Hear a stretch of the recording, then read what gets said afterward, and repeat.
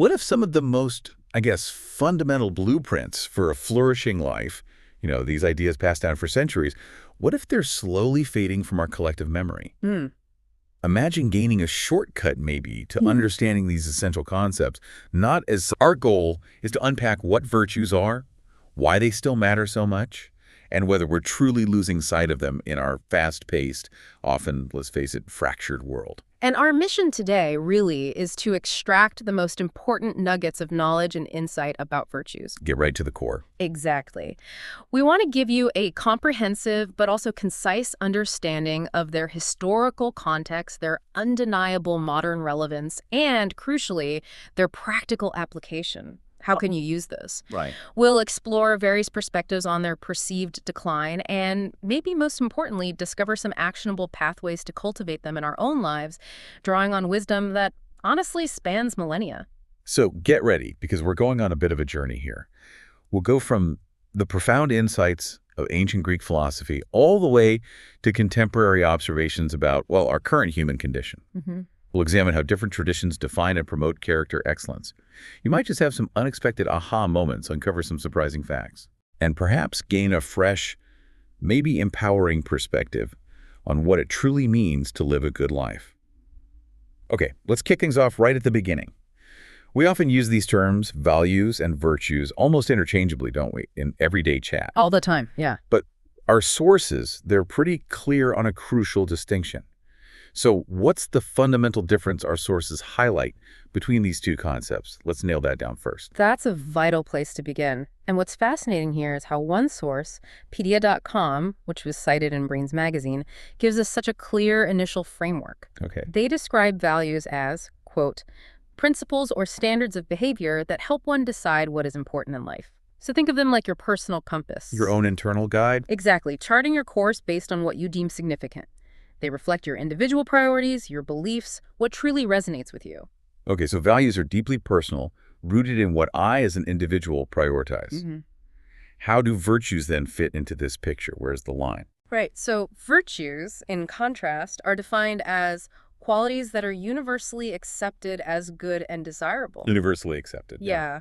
This isn't just about personal preference or what one individual thinks is important. It suggests something broader, maybe even inherent, a recognition of certain character traits as excellent. Across cultures, maybe? Across cultures, across time, perhaps. Yeah. It transcends individual viewpoints. It implies this shared human understanding of what constitutes moral goodness.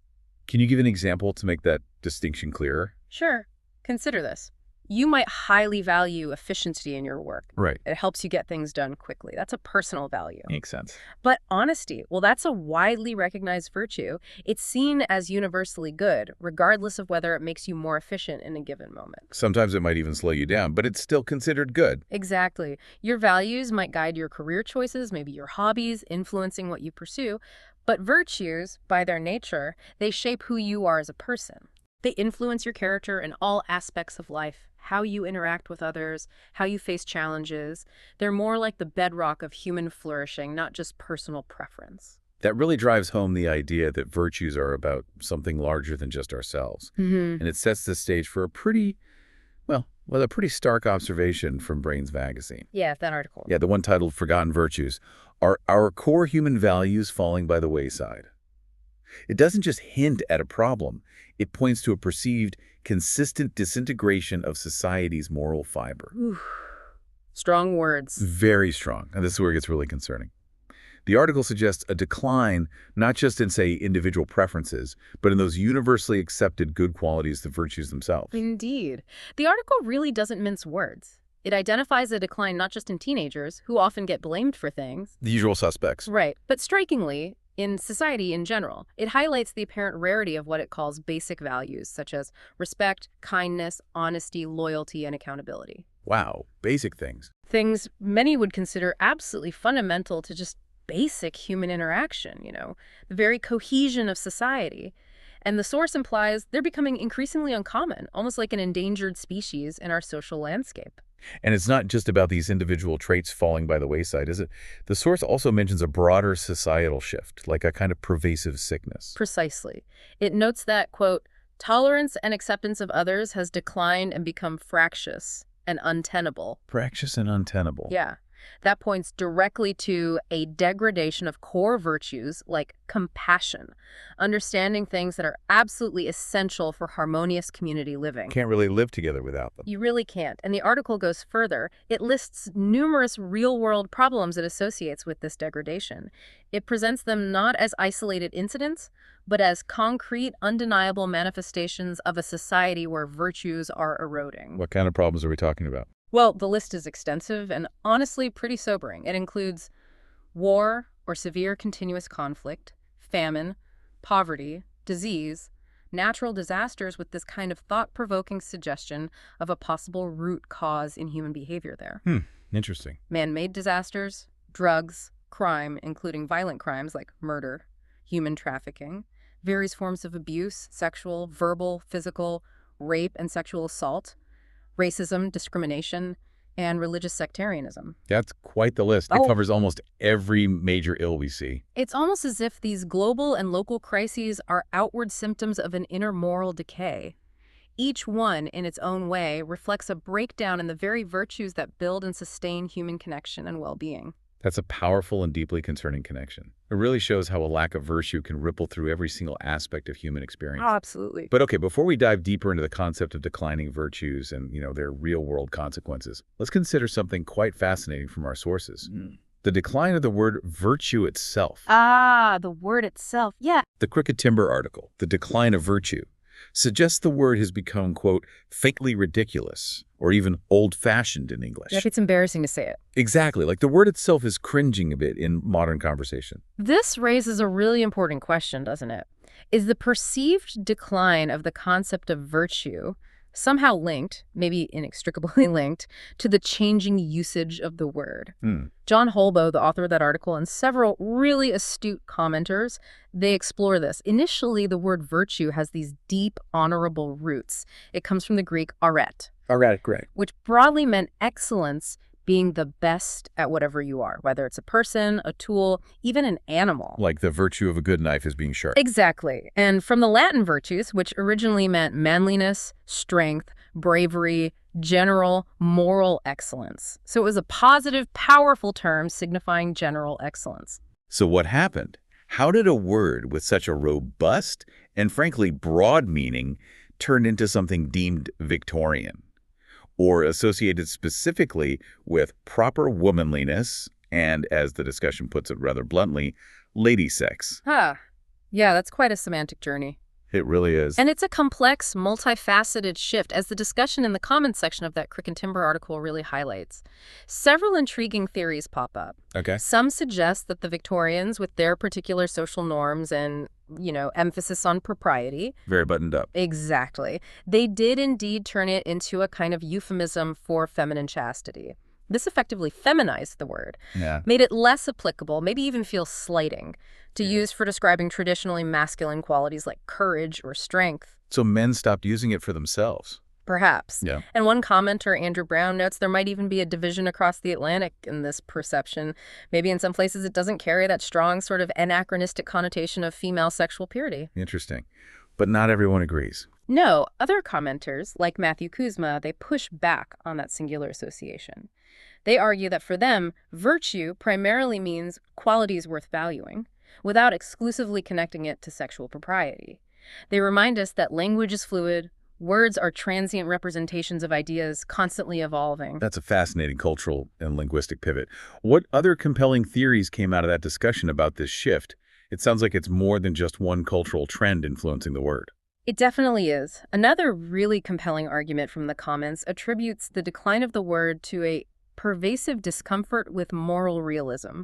Moral realism, what does that mean exactly? It's basically the philosophical idea that there are objective moral truths, that some things are genuinely right or wrong, independent of what individuals or cultures believe. Okay, got it. So this argument suggests a broader cultural shift towards relativism, the idea that truth and morality are relative, not objective, or towards viewing religious rules as kind of separate, not subject to philosophical examination. So if morality is relative, you don't need a big word like virtue, implying a universal standard. Precisely. There was just less need for a strong, overarching philosophical term like virtue that implied that universal, objective standard of goodness. Makes sense.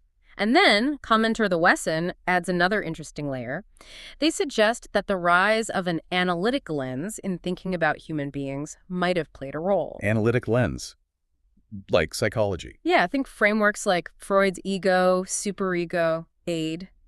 With the advent of these ways of dissecting the psyche, the holistic view of a virtuous person started to dismantle, maybe. Instead of good or bad, you get neurotic or well-adjusted. Exactly. Instead of value judgments, this new perspective introduced what the Wesson calls pseudo-empirical assessments like neurotic or egotistical, which sort of replace the more traditional language of character and virtue.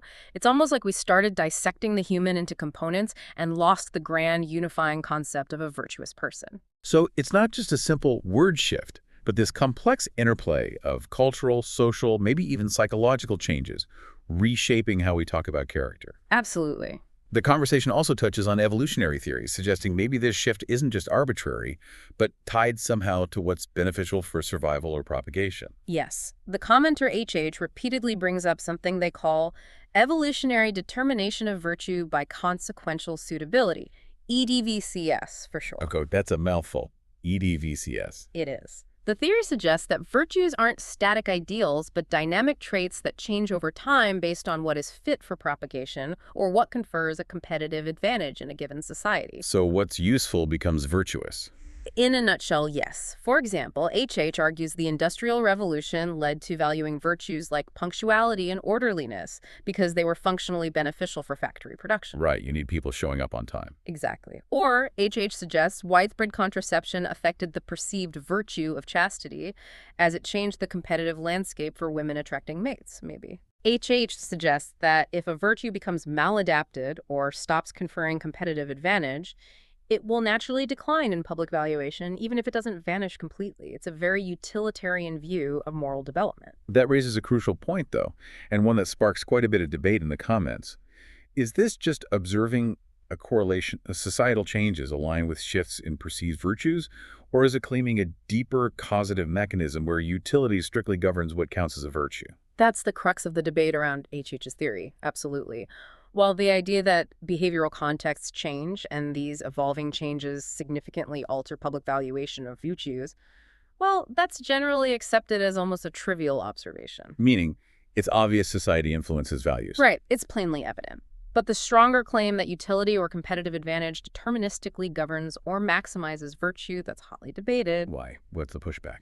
Critics, including the author of the post, argue that HH's theory lacks rigorous empirical backing for this totalizing nature.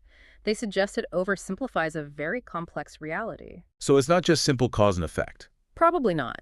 It's the difference between acknowledging, yes, societal changes influence perceived virtues, and claiming a strict predictive evolutionary mechanism dictates their very definition and prevalence.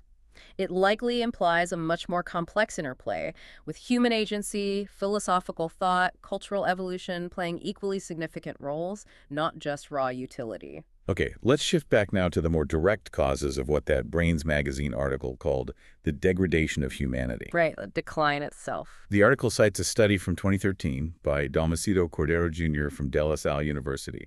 He concluded that the decline of morality among teenagers was very evident even back then. That's nearly a decade before the Brainz article itself. It's a significant reference point. It really is. And Cordero Jr.'s study identified three main causes for this decline among teens: mass media, peer pressure, and poor family involvement. Those factors were already flagged as significant forces impacting moral development over a decade ago. It sets a concerning precedent. And the Brainz article points out this was before the real explosion of social media as we know it today. Right. Pre-TikTok, pre-Instagram dominance. Exactly. So what does that imply for the situation now? Well, it strongly suggests that the situation has likely not just worsened, but been profoundly amplified. Social media, which really took off around 2004 with Facebook and has only grown exponentially since, It's everywhere. it provides an exposure to information they would never have been able to so readily access prior. Multi-millions of people seeing things constantly. Right. Now, the article acknowledges social media offers benefits, like connecting families globally at reasonable costs, which is true. Sure. But it stresses that, quote, it is the use of such media platforms by the users themselves that create either a positive or negative environment. Ah, so it's how we use it. Exactly. It implies a significant amplification of those original causes Cordero Jr. identified. Mass media influence is now pervasive, constant. Peer pressure is amplified, visible 24/7. The comparison trap. Totally. And the constant digital engagement can potentially distract from or even erode crucial family involvement. It's like an accelerant poured on an already existing fire. Beyond these specific tangible causes, though, there's another perspective from the Dr. Edward Sri article, The Art of Living. He paints a broader, more philosophical picture. He suggests that in our increasingly secular culture, we've lost not just values, but the most basic human values, and what he powerfully calls the art of living. That phrase, the art of living, really resonates. It's a profound concept, isn't it? And it speaks to what feels like a deep societal void. Sri argues that we, in our modern world, might acquire advanced degrees, technical skills, build impressive careers. Master complex external things. Exactly. Mastering incredibly complex external pursuits. Yet, as he puts it, we still not know how to thrive in our most basic relationships in life. Ouch. Yeah. He points to the sobering statistics, high divorce rates, widespread dysfunction even in families that stay together, as stark evidence of this fundamental lack of relational skill. It's like we've become experts at building impressive external structures, but maybe neglected the inner architecture of human connection. That's a truly sobering thought. We're more digitally connected than ever, yet somehow, paradoxically, maybe more socially isolated. It is a paradox. Sri vividly describes the struggle with authentic friendship. He notes many people go through life never experiencing authentic friendship. Wow. And he highlights this disturbing trend. Despite being more digitally detected, people are lonelier than ever. He cites data: 2 in 5 Americans report feeling that their relationships are not meaningful. 2 in 5, that's huge. It is. And more than 1 out of 4 people not even having someone in whom they can confide personal matters. So much superficial connection, maybe. Perhaps. The article juxtaposes our amazing ability to build skyscrapers, rockets, and amazing technological gadgets with our collective failure to train people in the most basic, most fundamental, indeed most human things in life, like living, friendship, and family. The human skills. The human skills.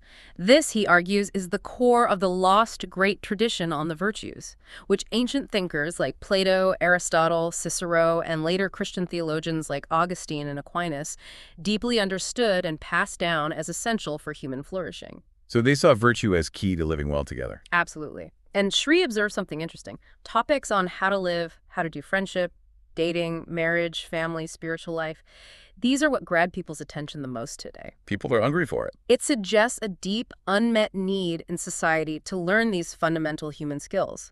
It implies a collective hunger for rediscovering these lost virtues that form the very fabric of a well-lived human existence.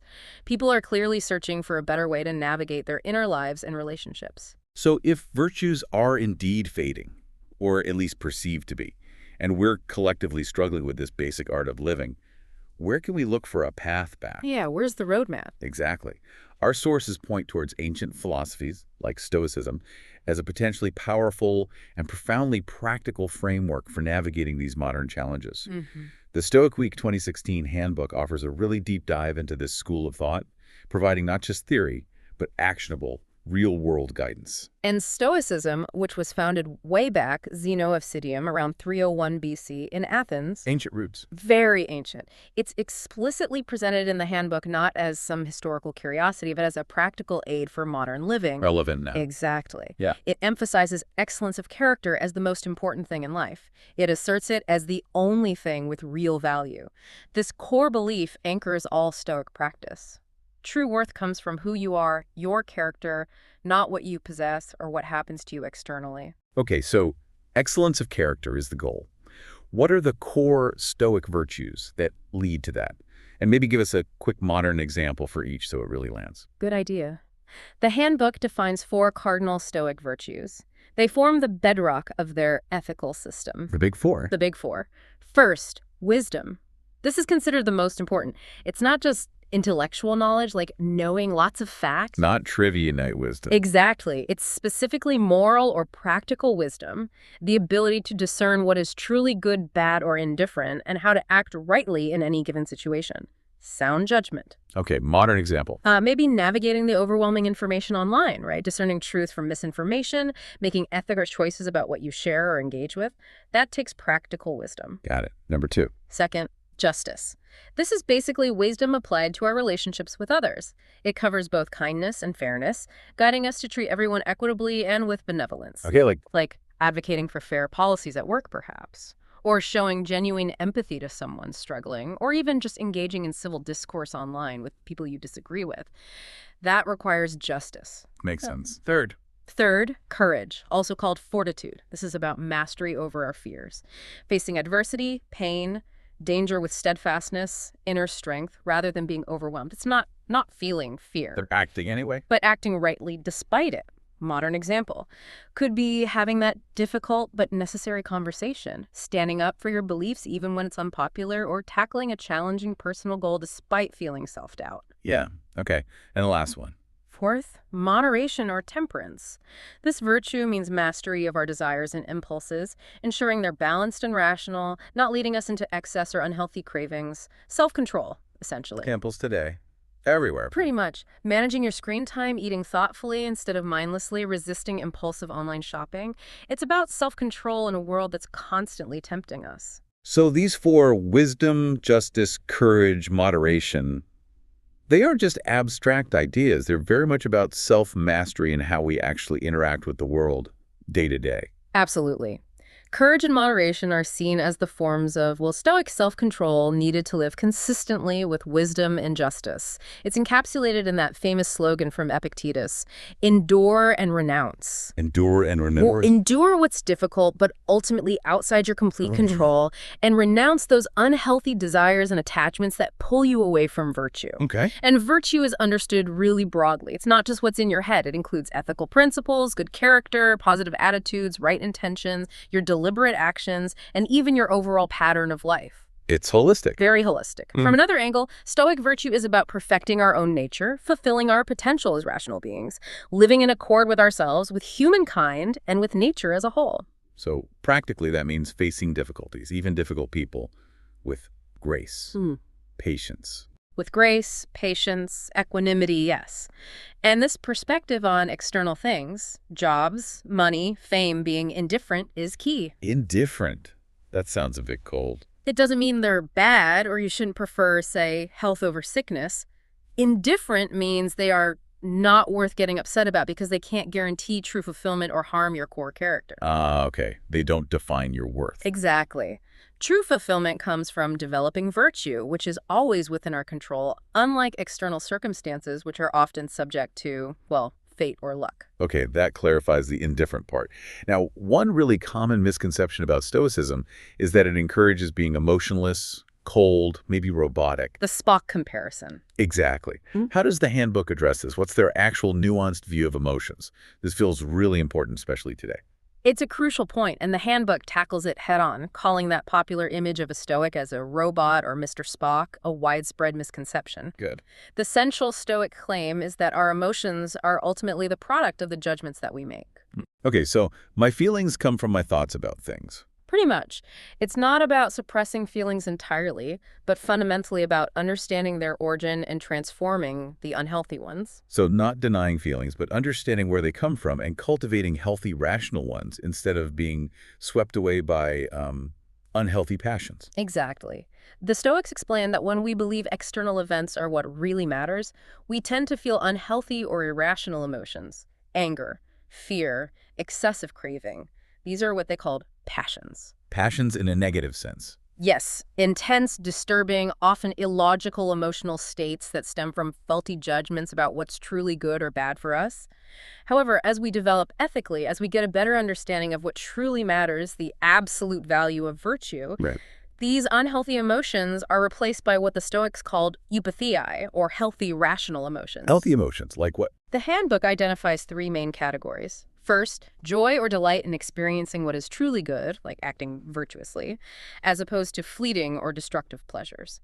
Second, Caution or discretion directed against what is truly harmful, like vice or folly, as opposed to irrational fear of external things like losing your job.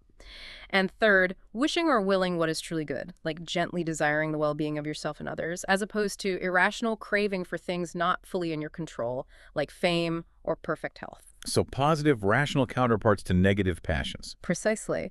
Marcus Aurelius beautifully described the ideal Stoic as free from unhealthy, irrational passion, and yet full of love. Full of love, not emotionless at all. Not at all. It involves developing natural affection and extending ethical concern to humankind in general, developing an attitude of philanthropy, of goodwill. Wow. He even writes, "It is a man's especial privilege to love even those who stumble." He advises reflecting that maybe they act involuntarily and through ignorance, and that within a little while, both they and you will be dead. Puts things in perspective. It does. And crucially, their actions have not made your ruling faculty worse than it was before. Your moral character, your inner self, remains unharmed by their misdeeds. So you can have compassion without getting personally upset. Exactly. It allows for compassion and understanding towards others' feelings without experiencing personal emotional disturbance. The Stoics did acknowledge reflex reactions like blushing or stammering. Things you can't control. Right, involuntary things. Their focus was on choosing how to respond to those initial impressions, not escalating them into full-blown unhealthy passions that wreck our inner peace. That clears up a lot. It's not about being a robot. It's about being deeply in control of your inner landscape. Okay, shifting gears slightly to another source, Moral Habits by Sonia Schaefer. This is rooted in the Charlotte Mason method. Yes, Charlotte Mason. And it offers a very practical, almost pedagogical approach to building character. This feels really useful maybe for parents or teachers, but also just for self-cultivation. Yes, Mason explicitly states a fundamental belief: character is formed by habits. Character is formed by habits. Simple, but profound. It is, and she uses that powerful proverb, sow a thought, reap an action, sow an action, reap a habit, sow a habit, reap a character. I've heard that. It really emphasizes the chain reaction. It does. It highlights a direct, actionable, incremental link between our daily practices and our overall moral development. It suggests character isn't just something you're born with, or that happens by accident, but something meticulously built over time through consistent, deliberate choices and actions. So what are some of the key moral habits she identifies? And how can we, cultivate them in ourselves or others? How do you sow these habits? Well, beyond attention, which she considers a foundational top 3 habit for all learning, Let focus. Mason focuses on others that fall neatly into the category of moral habits. These include things like integrity, shown not just in words but in your priorities, finishing tasks, how you use your time honestly, how you treat borrowed property. Okay, practical examples. Yeah. For us today, maybe consistently following through on commitments at work, returning that book you borrowed promptly and in good condition, or being transparent about a mistake you made instead of trying to hide it. Got it. To us. Obedience. She emphasizes prompt, cheerful, lasting obedience, and she warns, tardy, unwilling, occasional obedience is hardly worth the having, highlighting consistency and attitude. Modern context. Maybe following safety protocols at work even if you think they're a bit tedious, or accepting a directive from a manager with a positive attitude, even if it's challenging. Okay, another one. Self-control. The capacity for keeping back the expression of our passions and emotions, regulating those internal states. Hugely relevant today. Absolutely. From not firing off an angry email immediately to mindfully choosing a healthy snack over that tempting donut. Definitely. And finally, truthfulness. Being honest and accurate in speech and action, Schaefer provides concrete suggestions from Mason here. It means requiring exact facts, no omission or exaggeration. like not embellishing a story. Exactly. Teaching kids and ourselves to avoid qualifiers like I think or perhaps when stating a known fact. Not using excessive language for common things like maybe that sandwich was just good, not literally the most awesome thing ever. Point taken. And providing daily lessons in truthful reporting like describe exactly what you see out the window or deliver a message verbatim. How does that apply today? Think about how we share information online. Are we checking facts? Are we avoiding those clickbaity, exaggerated headlines? Are we communicating clearly and accurately in emails and meetings, in relationships? It's about precision and honesty. This sounds very systematic, almost like a step-by-step manual for character building. But the comment section on this article brings up an interesting debate. The reader feedback. Yeah. questioning if this structured approach is maybe too strict. Does it leave enough room for grace, for individual differences, especially in a world that often celebrates spontaneity? You've hit on a really insightful point there. It's a common tension, isn't it, when applying rigorous methods to messy human beings? Right. The commentary from readers like Rachel questions the strictness of Mason's system. She asks about grace for both kids and parents. How so? Rachel quotes Mason's line about tardy, unwilling, occasional obedience is hardly worth the having, and contrasts it with Jesus' parable in Matthew 21, the son who initially refused to go work in the vineyard but then changed his mind and went. Ah, the one who ultimately did the right thing, even if late. Exactly. Rachel makes the point that maybe God delights in even our weak or late efforts. She also questions if always having a sweet, even temper and suppressing passions is desirable. She cites figures like John the Baptist or Jesus who definitely showed righteous anger or strong conviction. A compelling critique. Yeah. Can you be too even-tempered, maybe passive when action is needed? It's a valid question. How does the author, Sonia, respond to this? Balancing Mason's rigor with maybe a more compassionate approach. It sounds like a vital nuance. Sonia acknowledges this tension directly, and I think wisely. She states that Mason's ideas should be taken as suggestions, compared with the absolute truth of Scripture, and bathed in prayer for guidance in your specific situation. So not rigid rules, but principles to adapt. Exactly. She explicitly advises mixing Mason's spirit of excellence with our own dose of grace and love. It implies a nuanced application tailored to individual circumstances and human fallibility. That sounds more balanced. And another commenter, Melissa, reinforces this. She emphasizes maintaining high standards while applying grace or mercy on a case-by-case basis, seeing each instance as a chance to teach about grace. So hold the standard, but apply it with wisdom and compassion. Right. It reveals this valuable nuance in applying structured virtue-building methods. Recognizing that humans aren't perfect, learning is ongoing, it's not just rigid adherence. The article also suggests reinforcing these habits with living books or examples, stories like George Washington and the cherry tree, or Abraham Lincoln being careful with borrowed property. Using stories to inspire. Yeah, the idea is that such living ideas will go far in motivating development by providing inspiring real-world illustrations of virtues in action. Okay, so we've explored what virtues are, why they might be in decline, some historical approaches to cultivating them. But what does this all mean for you, our listener, on a day-to-day basis? Right, the practical takeaway. The Stoic Handbook, it provides a really clear, practical routine for cultivating these virtues. Almost like a daily workout for your character, something you could literally start doing tomorrow. The Stoics were big believers in practice. Virtue isn't something you achieve once and you're done. It's an ongoing process, a muscle you consistently strengthen. Like going to the ethical gym. Exactly. They prescribe specific exercises for different times of the day to integrate these philosophical principles into your actual life. They knew consistent practice leads to profound change. Okay, so what's the routine? Morning. First, there's the morning meditation. This isn't necessarily sitting cross-legged for an hour, just taking a few moments to compose yourself. Yeah. You patiently rehearse the day ahead, plan how you can try to be a better person, while also accepting that some things are just beyond your control. Mentally preparing. Yes. Marcus Aurelius apparently meditated at daybreak, contemplating the stars, the sun rising, connecting to the cosmos. You could choose a specific philosophical principle, like that classic Stoic one. Some things are under our control, whereas others are not. Focus on what you can control. Exactly. Focus your energy only on what's truly up to you, your choices, your reactions, your character, not external stuff.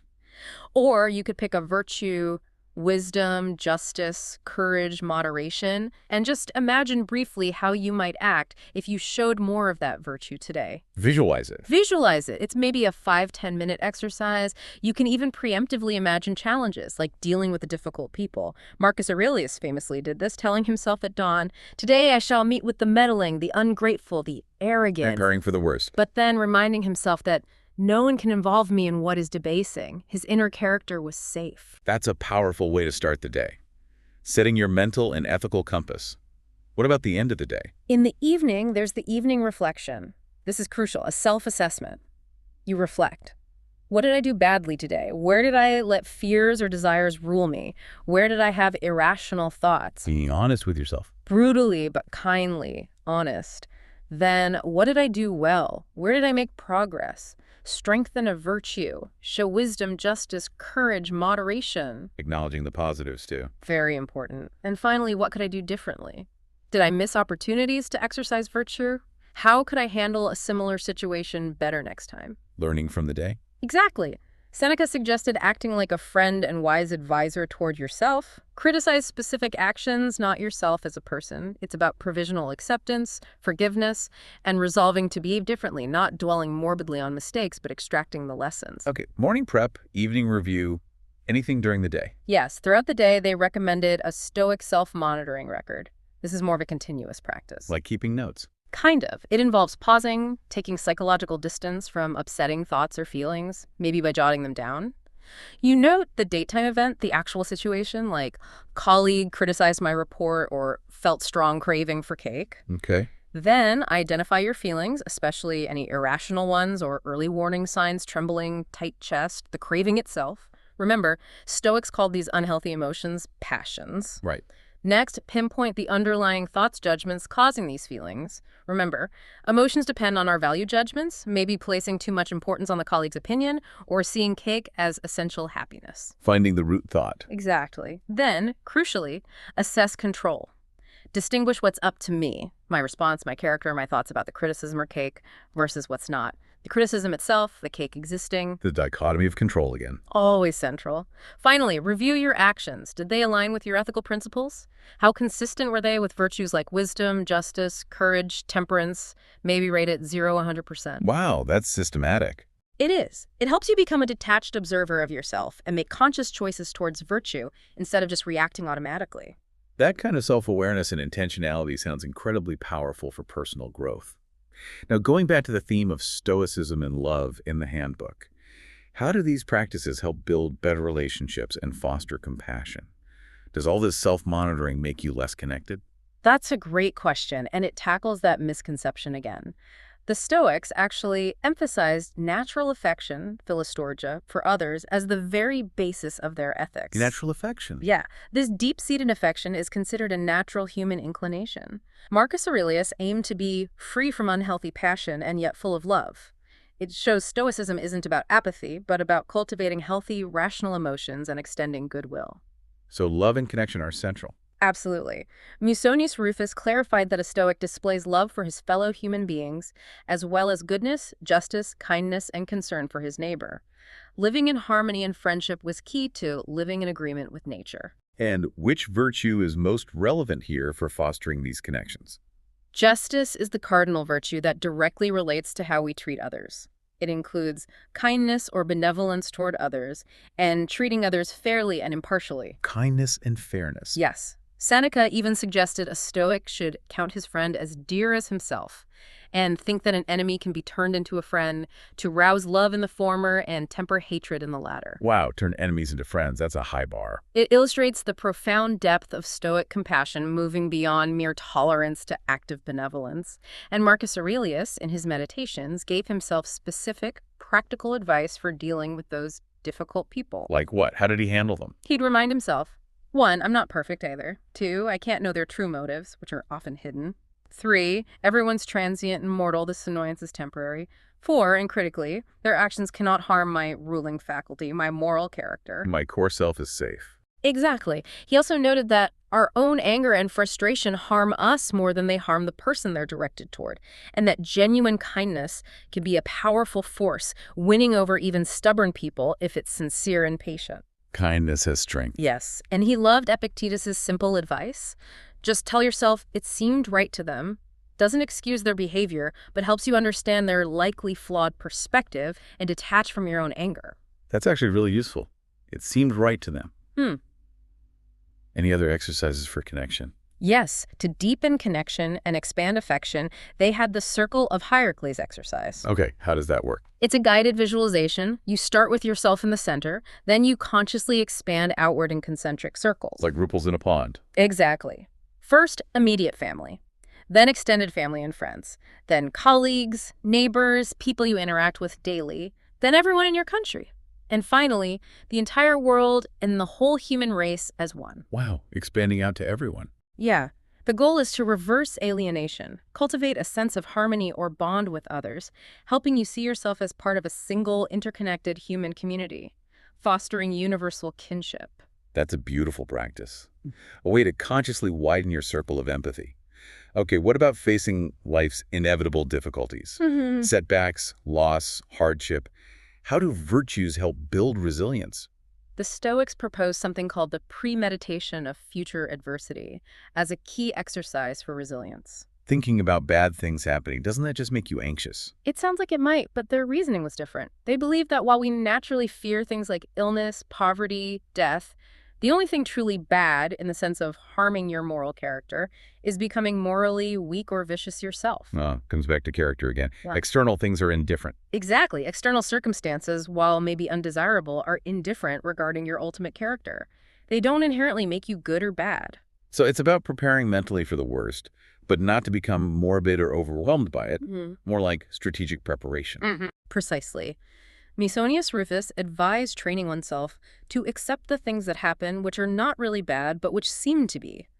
Marcus Aurelius often reflected on his own death, not morbidly, but as a way to ensure he kept doing his most important human work, making progress in virtue and wisdom. Using mortality as motivation. Right. The goal is to face setbacks with a kind of detached indifference and patience, allowing those disturbing feelings to abate naturally without overwhelming you. Is there a specific exercise for this? Yes, the handbook suggests spending maybe 20-30 minutes imagining an upsetting situation. Start with milder ones, like a stressful meeting, then maybe escalate to bigger challenges over time. Note your feelings, rate their strength 0 to 100%, and see how long you can sit with it without reacting negatively. Building tolerance for discomfort? Exactly. It trains you to view external things with more indifference, strengthening your inner resolve, demonstrating that your peace of mind doesn't have to depend entirely on outer conditions. Stoicism also emphasizes mindfulness, which sounds incredibly contemporary, very relevant to our modern focus on well-being, especially with all the noise and distractions we face. Stoic mindfulness is a profound practice, and yeah, it's quite comparable in some ways to Buddhist meditation. It involves living in the here and now and paying close attention to our thoughts and feelings. Being present. Being present. Marcus Aurelius spoke of retreating into yourself at any time you want to gain ease of mind, finding that peaceful inner sanctuary that no external circumstance can truly disturb. That's ultimate internal freedom. That sounds incredibly empowering. Shifting the focus from external events, which we often can't control, to our internal response, which we can. It puts a locus of control squarely within us. It really does. And the core principle, famously put by Epictetus, is key here. It is not the things themselves that disturb people, but their judgments about those things. Our thoughts about things, not the things themselves. Exactly. The practice involves learning to step back from impressions, that broad Stoic term for all thoughts, feelings, sensations, and examine them before just accepting them as valid or letting them dictate your emotional state. How do you examine them? You ask yourself that crucial question: is this within my power or not? If it's not within your power, let it go. The Stoic response is, that's nothing to me. Meaning, it doesn't have the power to fundamentally harm your character or well-being, so you don't need to be distressed by it. Easier said than done sometimes. No, absolutely. It's a practice. Coupled with this mindfulness is values clarification, another technique that's actually used in modern psychological therapy like ACT, acceptance and commitment therapy. Okay, how does that work in a Stoic context? It involves 2 basic steps. First, reflecting on your core values. You ask yourself, what's ultimately most important to me in life? What do I want my life to stand for, beyond just existing? What do I want to be remembered for? What kind of person do I want to be in my different roles? Parent, friend, colleague. Deep question. They are. And importantly, how do these personal values align with Stoic virtues like wisdom, justice, courage, and moderation? Where's the overlap? Where are the gaps? Okay, so first reflect. Then what? The second step is aligning actions with values. You honestly assess whether your daily actions actually match up with your core ethical beliefs. Is there a mismatch? Spoiler, there usually is, for most of us. Probably, yeah. If there is a gap, you identify one specific activity you could be doing, but aren't, that would help you develop towards expressing your core values. Just one small step. Building integrity, coherence. Exactly. Fostering integrity and coherence between your beliefs and your actions. As Epictetus noted, every habit and faculty is formed or strengthened by the corresponding act. Want to be literate? Read. Want to be a painter? Paint. Want to be courageous. Act courageously. Precisely. If you don't want to be hot-tempered, don't feed your temper. Suppress the first impulse to be angry, then begin to count the days on which you don't get angry. It's that continuous, incremental work of shaping character through deliberate practice, one choice, one action at a time. Finally, the Stoics invite us to take an even broader view of life, the cosmic perspective, or the view from above. This sounds like it could really put everything from our personal worries to global crises into a profound context. Marcus Aurelius frequently references seeing himself as part of a larger cosmic whole. This view from above, or cosmic perspective, helps purge us of our overattachment to trivial things by expanding our minds. How does it do that? It helps us realize our smallness and transience within the vastness of space and time. You might imagine human affairs happening in just a tiny corner of the cosmos, like looking down from a great height. It helps gain detachment from petty worries, those daily annoyances that often consume way too much energy. But isn't there a risk of feeling insignificant or depressed with that perspective? Like, I'm just a tiny speck, nothing matters. That's a potential pitfall. But it's not the Stoic intention at all. There's a profound positive dimension to it. Okay. The Stoics believed the universe itself exhibits moral norms, like order, structure, and rationality, even providential care. By reflecting on these patterns, the regular movements of planets, the consistent cycle of seasons, the growth of living things, we can see ourselves not as isolated specks, but as part of a larger natural pattern. Finding our place in the order. Exactly. This allows us to align our own ethical development with the universe's inherent coherence, finding purpose and contributing to that order, however small our part. It's a humbling yet deeply unifying practice that helps us find meaning within the grand scheme, reinforcing the idea that living virtuously aligns us with the very nature of reality itself. After exploring the challenges of virtue's perceived decline, but then drawing on such rich ancient wisdom, it feels like, it feels like there's hope for turning things around. Yeah, it's not all doom and gloom. Brainz Magazine explicitly asks, is there light ahead? And it unequivocally answers yes. That's a powerful message of optimism right there. It is. The article emphasizes that the current status quo can be turned around. But, and this is a big but, it stresses that it will, however, take lots of work by each and every one of us to do a U-turn and reverse the damage. It's on us, collectively and individually. Exactly. It acknowledges this may be easier said than done, especially pointing to the unfortunate reality that many youngsters do not have role models for teaching them right from wrong, often due to tragic circumstances like losing parents or caregivers. That highlights a real societal need for guidance, for positive examples. It's not just individual effort, it's systemic too. Absolutely. Interestingly, though, the Brainz article notes a surge in life coaches globally, and also a spiritual awakening in the past 18 months, possibly linked to the pandemic.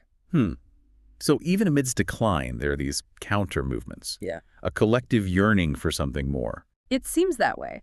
The observation connects directly to the idea that these well-meaning and people-centered individuals, life coaches, people involved in broader spiritual movements, perhaps intensified by global crises and the confrontation with mortality, they are part of a greater movement that could change the bleak future we now see before us. Like a grassroots response. Yeah, it paints a picture of a collective, maybe somewhat diffuse effort towards human betterment.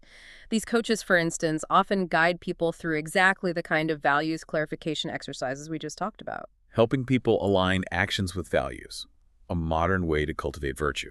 Pretty much. A modern, often secular pathway. And mentorship seems to be a key part of this emerging path forward, sharing wisdom across generations. Yes. The article notes the concept of learner and mentorships is growing worldwide. Older, more experienced people and communities and workplaces are being groomed to share their knowledge, skills, and wisdom with younger generations. Passing the torch. Exactly. This is seen as an integral part of leaving our youngsters with insight way beyond their years. And it's not just about technical skills, it's about moral transmission too. A mentor might model patience, resilience, integrity. A living example of virtue. Right. But there's a crucial caveat added. The youngsters must, however, be open to learning, be receptive to listening to and hearing what others are teaching them. Closed minds hear, see, and learn nothing. So it's a two-way street. Mentors need to guide, mentees need to be open. Absolutely. And the article challenges older generations, too, to enlighten others, create a sense of curiosity, a willingness to venture into new fields, adventurous and courageous in braving uncharted territories or waters. Not geographical territories, but But the emotional one, which encompasses all humankind, it highlights this need for continuous personal growth and role modeling across all generations to inspire and guide the virtues of the future. ultimately then, it really seems to come down to individual choices and maybe a collective call to action to shift our focus away from purely material or self-serving goals. I think that's what the Brainz Magazine article powerfully suggests. It asks, is it not time to revert to basics? Are the signs we are seeing not a wake-up call to change our lifestyles? A wake-up call. And it broadens this call, interestingly, to religious tenets, noting that whether Christianity, Islam, Hinduism, Buddhism, Taoism, or others, all speak to the need to treat others as our brothers and sisters, to respect each other, to understand each other's need for love and acceptance. Finding a universal core of moral principles across different paths. Exactly. Suggesting a shared humanity, a shared ethical foundation. The article then contrasts destructive behaviors, greed, lust, pride, envy, gluttony, wrath, sloth, and unchecked power, identifying 7 as the classic deadly sins, with their corresponding opposite virtues: humility, charity, chastity, gratitude, temperance, patience, and diligence. Providing a clear moral compass. Yes. It's almost as if the societal decline we've discussed is a modern playing out of these ancient vices, showing how they directly oppose the virtues we need. It gives a framework for personal transformation, a direct counter to those forces pulling us down. So what's the final, maybe inspiring message from the sources on this path forward? It sounds like it ends on a note of individual courage and widespread hope. It's a really resonant call to step forward by following these positive virtues so that the darkness can be replaced by the light. Envisioning a light within each one of us that is so strong it cannot be snuffed out or dimmed by anything or anyone. Wow. Meryl Isherwood, the author, concludes with this powerful personal charge. Stand firm in who you are. Stand firm in your principles and beliefs. Be the rainbow after the storm for all humanity. The rainbow after the storm. Yeah. It encapsulates that blend of personal integrity, inner strength, and that outward-focused benevolence. A true beacon of hope, really. And for anyone inspired by this deep dive, feeling ready to start building those habits, the Stoic Handbook offers clear encouragement to continue the journey. It's not just a one-week thing. Absolutely not. It explicitly suggests getting copies of the classic texts, Marcus Aurelius's Meditations, Epictetus's Handbook and Discourses, Seneca's Letters. Go to the source. Go to the source. And it emphasizes reading at least one news section, daily or weekly, reinforcing that the cultivation of virtue isn't a one-time event, not a short-term program, but an ongoing project or journey of ethical self-development that really spans a lifetime. It's about building that consistent practice, day by day, year by year, to truly transform your character. That's the essence of it. So we've taken quite a deep dive today into the profound concept of virtues. We've gone from their ancient philosophical roots, looked at their perceived decline in modern society, and explored some very practical steps we can all take to revive them in our own lives and maybe in the world around us. We've seen that virtues aren't just abstract ideals floating around somewhere. They're universal qualities for human excellence, essential for both our individual well-being and for the harmony of society as a whole. They offer a timeless blueprint for truly living, not just, existing. And we've explored how understanding and actively cultivating these virtues, maybe through practices like those Stoic daily exercises or the diligent self-monitoring, the practical methods of Charlotte Mason, the guidance of modern mentorship, how all this can help you navigate relationships better, respond to adversity with more resilience, gain clarity on your own values, and ultimately truly live that art of living that Dr. Sri spoke about. It really boils down to building character, doesn't it? Not just acquiring skills or accumulating things. It's about becoming the person you are truly meant to be. A person of excellence, capable of contributing positively to the world and finding profound meaning in that journey itself. Well said. As we reflect on all the wisdom shared today, maybe consider this final thought. If virtues are truly about embodying excellence and living in harmony, both with our rational nature and with others, what one small habit could you begin cultivating this week? Just one small thing that would be a step towards becoming, in Isherwood's words, the rainbow after the storm in your own sphere of influence. Something to mull over. Something for you to explore for yourself.